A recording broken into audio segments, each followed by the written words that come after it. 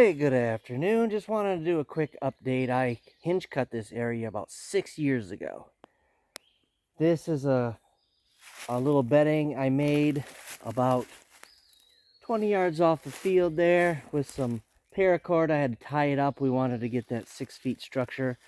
That is a maple that died. This is a beech, I'm sorry, that is still alive. That's kind of overcoming this. But deer are in here still. You can see some fresh scat there. But I think a mistake was made here because of that's where the sunlight is supposed to come from. And that, I don't know if it's a mistake per se, but when you're in here, and of course things are just starting to grow up, a lot of ferns are growing up, it's pretty open.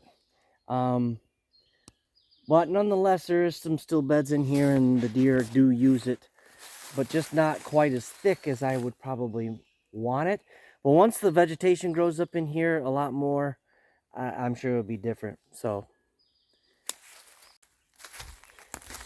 in reality, we just didn't cut quite enough.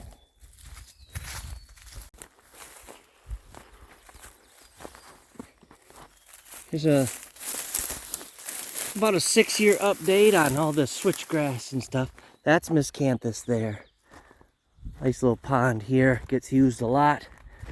But all this switchgrass is breaking up this wide open field.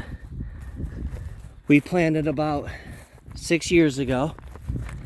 Got some fresh planting of seeds this spring. This is kind of what it looks like. You see the new switchgrass coming through the old switchgrass. They have not burned this off or nothing in 6 years. And this is what it looks like.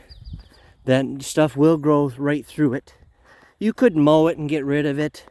Let me take a picture of show you a few pictures of it from the blind ladder.